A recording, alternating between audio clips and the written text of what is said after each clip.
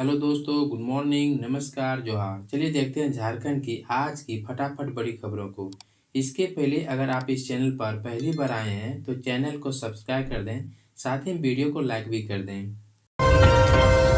महिलाओं के खाते में कब आएंगे मैया सम्मान के 2500 रुपये? हेमंत सोरेन के मंत्री ने दिया ये जवाब।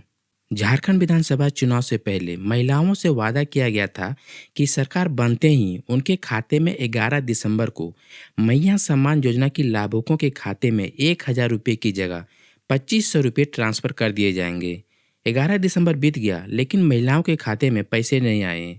षष्ठम झारखंड विधानसभा के प्रथम सत्र के अंतिम दिन झारखंड विधानसभा परिसर में सरकार के मंत्री सुदीप कुमार से जब यह सवाल पूछा गया कि मैया के खाते में मैया सम्मान योजना की राशि 2500 रुपये कब आएंगे, इस पर नगर विकास एवं आवास विभाग के मंत्री सुदीप कुमार ने कहा कि सरकार ने अनुपूरक बजट में इसका प्रावधान कर दिया है। उन्होंने कहा कि सरकार ने महिला बाल विकास एवं कल्याण के लिए मैया सम्मान योजना के लिए 6,390 करोड़ रुपए का प्रावधान किया है। आगामी बजट तक के लिए मैया सम्मान योजना की राशि की व्यवस्था कर ली गई है। यह योजना निर्बाध और सुचारू रूप से चलेंगी। सीएम हेमंत सोरेन ने ऐसा उठाया कदम कि कैमरून में फंसे मजदूरों के खाते में खटाखट गिरने लगे पैसे।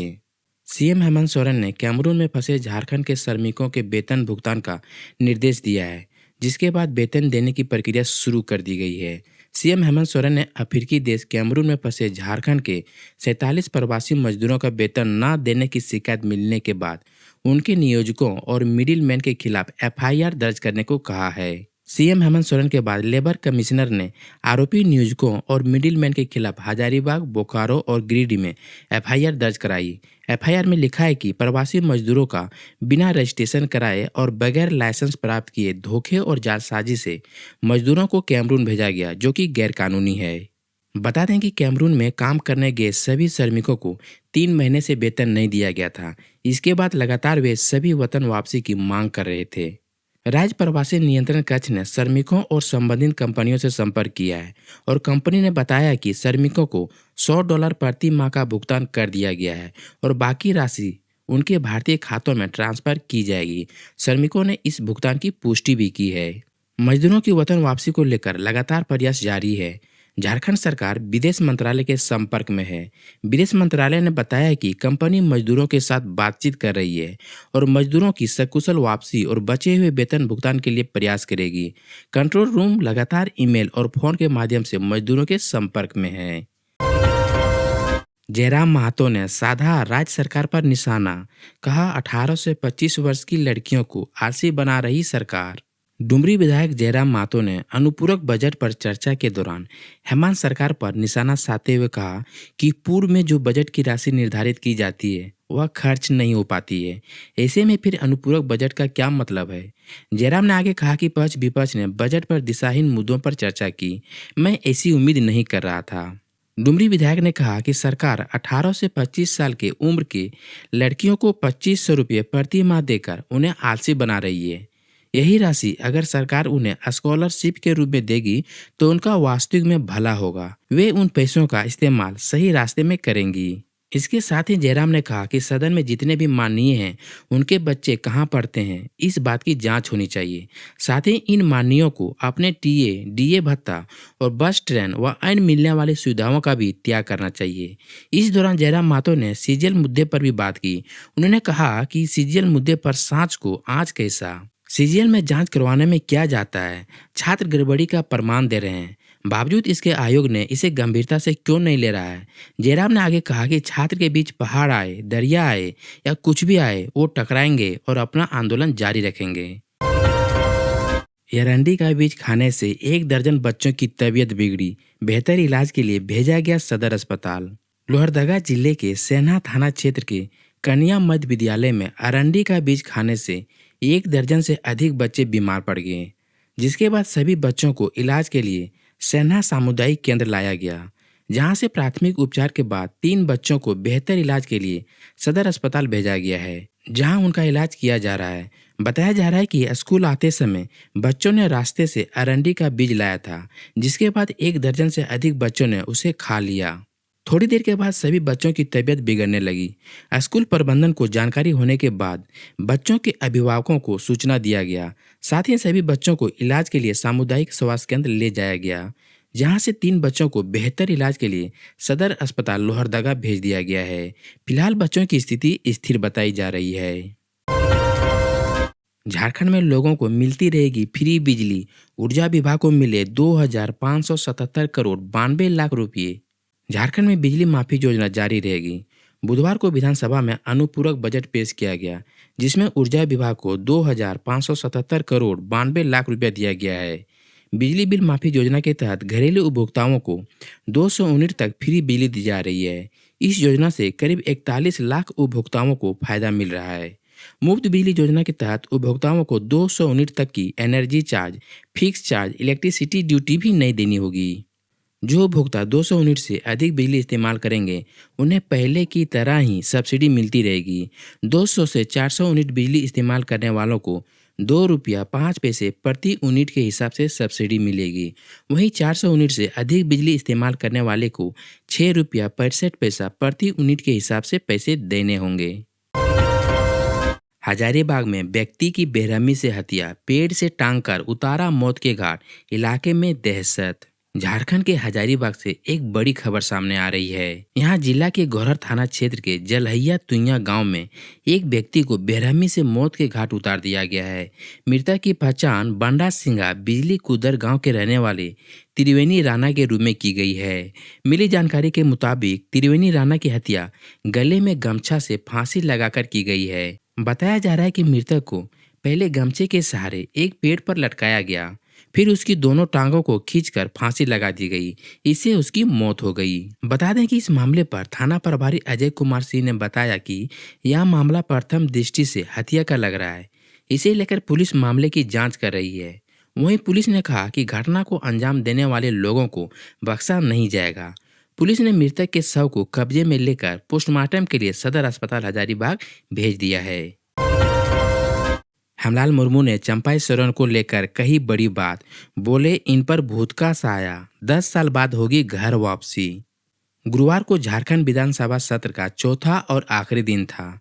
सदन में जब लिट्टीपाड़ा विधायक हेमलाल मुर्मू बोलने के लिए खड़े हुए तो उन्होंने कहा कि चंपाई सोरेन को पता नहीं कौन सा भूत लग गया था कि बीजेपी में चले गए। उन्होंने अपनी मिसाल देते हुए कहा कि बीजेपी में वो 10 वर्षों तक रहे, लेकिन सम्मान नहीं मिला। चंपाई सोरेन की भी 10 वर्षों के बाद जेएमएम में वापसी होगी। हेमलाल मुर्मू ने कहा कि आदिवासी समाज पर से बीजेपी की पकड़ खत्म हो गई है। उन्होंने बीजेपी की गोगो दीदी योजना पर भी निशाना साधा और कहा कि हेमंता बिस्वा शर्मा इस योजना को पोटली में बांधकर गुवाहाटी ले गए। लिट्टीपाड़ा विधायक ने कल्पना सोरेन के नेतृत्व की तारीफ करते हुए कहा कि उन्होंने बीजेपी की कमल फूल की पंखुड़ियों को उड़ा दिया। रांची में ट्रेन की चपेट में आने से युवक की दर्दनाक मौत, रेलवे क्रॉसिंग के पास हुई घटना। झारखंड की राजधानी रांची के नगरी थाना के अंतर्गत एरचोरो रेलवे क्रॉसिंग के पास सासाराम एक्सप्रेस की चपेट में आने से एक युवक की दर्दनाक मौत हो गई। मिली जानकारी के मुताबिक मृतक की पहचान रातू थाना अंतर्गत बाजपुर के रहने वाले राम किशोर के 20 वर्षीय बेटे अरुण गोप के रूप में की गई है। बताया जा रहा है कि हादसे के बाद युवक का शव एरचोरो से पिस्का नगरी तक कई किलोमीटर दूर तक रेल से घसीटता हुआ चला गया। घटना 11:30 के आसपास की बताई जा रही है। हाईकोर्ट से सांसद निशिकांत दुबे को बड़ी राहत, एफआईआर रद्द करने का दिया आदेश। झारखंड हाईकोर्ट ने गोड्डा सांसद निशिकांत दुबे को बड़ी राहत दी है। बता दें कि लोकसभा चुनाव 2024 के दौरान जेएमएम का झंडा हटाकर भाजपा का झंडा लगाने से जुड़ी प्राथमिकी में हाईकोर्ट ने फैसला सुनाया है। इस फैसले में हाईकोर्ट ने उस एफआईआर को रद्द करने का आदेश दिया है। बता दें कि इस मामले में बुढ़ई थाना में मामला दर्ज किया गया था। इसे रद्द कराने की अर्जी के साथ सांसद निशिकांत दुबे ने हाईकोर्ट का दरवाजा खटखटाया है। जानकारी हो कि इस मामले की सुनवाई हाईकोर्ट के न्यायाधीश जस्टिस संजय कुमार द्विवेदी की कोर्ट में हुई। इसमें निशिकांत दुबे की ओर से अधिवक्ता प्रशांत पल्लव, पार्थ जलान और शिवानी जालूकर ने बहस की। विधानसभा में बोले जयराम मातो, केंद्र सरकार 1,36,000 करोड़ बकाया वापस लौटाएं। राज्यपाल के अभिभाषण पर जयराम मातो को सबसे आखिर में 1 मिनट बोलने का मौका मिला। जयराम माथुर ने कहा कि केंद्र सरकार से झारखंड का बकाया 1,36,000 करोड़ मिलना चाहिए, लेकिन क्या राज्य के बैंकों ने दूसरे राज्यों को पैसे दिए हैं? झारखंड के बैंकों के पैसे झारखंड में लोन के रूप में दिए जाएं। जयराम माथुर ने झारखंड आंदोलनकारियों के आश्रितों को 5% आरक्षण दिए जाने की मांग की। उद्योगों की खाली रहने वाली जमीन रैयतों को वापस किए जाने की भी मांग की। डिज्नीलैंड मेले में लगी आग, लाखों का सामान जलकर राख। हजारीबाग में लगे डिज्नीलैंड मेले में बुधवार को आग लगने से लाखों का सामान जलकर राख हो गया है। यह मेला मटवारी गांधी मैदान में लगा था। यहाँ की लपेटों ने सारे टेंटों को अपनी चपेट में ले लिया, जिससे 10 से 12 लाख का सामान जल गया। घटना की सूचना मिलते ही कोर्रा थाना प्रभारी शमशेर बहादुर अपनी टीम के साथ मौके पर पहुंचे। दमकल विभाग को उन्होंने इसकी सूचना दी। काफी मशक्कत के बाद दमकल की गाड़ियों ने आग पर काबू पाया। फिलहाल आग लगने के पीछे की वजह सामने नहीं आई है। विधानसभा सत्र के चौथे दिन भाजपा विधायक ने किया विरोध प्रदर्शन, बालू की कालाबाजारी का उठाया मुद्दा। झारखंड विधानसभा सत्र के चौथे और अंतिम दिन सदन की कार्यवाही शुरू होने से पहले ही सदन में सीजीएल परीक्षा रद्द करने और राज्य में बालू की कमी का मुद्दा छाया रहा। इस दौरान भाजपा विधायक कुशवाहा शशि भूषण मेहता ने बालू की कमी और कालाबाजारी के विरोध में विधानसभा परिसर में धरना दिया। धरने पर बैठे भाजपा विधायक ने पलामू में 1 सप्ताह के अंदर बालू की कीमत में यह प्रत्याशित वृद्धि पर चिंता जताई है। साथ ही इस मुद्दे पर मुख्यमंत्री से हस्तक्षेप करने की मांग भी की है। नवजात को लेकर नदी में नहाने गई थी मां, मौका देख बच्चे को पानी में फेंका, हुई मौत। पूर्वी सिंहभूम जिले के दुरकू गांव से दिल दहला देने वाली घटना सामने आई है। यहां एक मां ने अपने नवजात बच्चे को नदी में फेंक दिया, जिससे उसकी मौत हो गई। बताया जा रहा है कि आरोपी मां अपने बच्चे को लेकर नदी में नहाने गई थी। इसी दौरान उसने मौका मिलते ही बच्चे को नदी में फेंक दिया और फिर घर चली आई। महिला जब बिना बच्चे के घर पहुंची तो उससे परिवार वालों ने पूछा कि बच्चा कहाँ है। आरोपी महिला ने इस बात का कोई जवाब नहीं दिया। इसके बाद परिवार वालों ने महिला की शिकायत पुलिस में दर्ज कराई। पुलिस ने जब महिला से बच्चे के बारे में पूछताछ की तो उसने बताया कि बच्चे को नदी में फेंक दिया है। पुलिस ने बच्चे के शव को बरामद कर लिया है। पुलिस उपाधीक्षक संदीप भगत ने बताया कि एक महिला के पति ने शिकायत दर्ज कराई थी। पुलिस ने जब महिला से सख्ती से पूछताछ की तो उसने बच्चे को नदी में फेंककर जान से मारने की बात कबूल कर ली है। पुलिस ने आरोपी महिला को गिरफ्तार करके नवजात बच्चे के शव को बरामद कर लिया है। महिला के ऐसा करने के पीछे का सही कारण अभी तक नहीं पता चल पाया है। प्रदीप यादव बने कांग्रेस विधायक दल के नेता, विधानसभा सचिवालय को भेजी गई चिट्ठी। झारखंड में कांग्रेस विधायक दल के नेता कौन होगा, इस पर कई दिनों से चल रहा सस्पेंस खत्म हो गया है। पार्टी ने पोड़ैयाहाट के विधायक प्रदीप यादव के नाम पर मोहर लगा दी है। उन्हें विधायक दल का नेता चुन लिया गया है। बाकायदा इसकी सूचना विधानसभा अध्यक्ष को दे दी गई है। खुद प्रदेश अध्यक्ष केशव महतो कमलेश ने विधानसभा अध्यक्ष रविन्द्रनाथ महतो से मुलाकात करने के बाद बंद लिफाफे में प्रदीप यादव का नाम दे दिया है। इसके साथ ही उप नेता भी चुन लिया गया है। खिजरी के विधायक राजेश कच्छप को कांग्रेस विधायक दल का उप नेता बनाया गया है। सिरमटोली फ्लाईओवर का निर्माण शुरू, कई ट्रेनें रद्द, कई के बदले गए रूट। राजधानी रांची के सिरमटोली फ्लाईओवर का निर्माण कार्य बुधवार से शुरू हो गया है। वहीं सिरमटोली फ्लाईओवर का निर्माण कार्य के चलते रेलवे ने बुधवार से ब्लॉक लेने की घोषणा की है। इसके चलते रांची रेल मंडल की 17 ट्रेनें प्रभावित रहेंगी। विधानसभा में बोली कल्पना सोरेन, अबुआ सरकार ने चुनाव प्रचार के दौरान जो वादे किए हैं वो सब पूरा करेगी। जेएमएम की गांडे विधायक कल्पना मुर्मू सोरेन ने राज्यपाल के अभिभाषण पर धन्यवाद प्रस्ताव पर चर्चा करते हुए कहा कि अबुआ सरकार चुनाव प्रचार के दौरान किए गए हर वादे को पूरा करेगी। उन्होंने कहा कि बिजली बिल माफी, मैया सम्मान योजना, हरा कार्ड और कृषि ऋण माफी जैसी योजनाओं को जनता का भरपूर समर्थन मिला है। कल्पना सोरेन ने कहा कि रांची के आसपास पर्यटन के इतने मौके हैं और इस पर ध्यान देने की जरूरत है। इंडिया गठबंधन की जीत में 2 कारणों ने महत्वपूर्ण भूमिका निभाई। जनता बीजेपी के प्रति गुस्सा रहा है।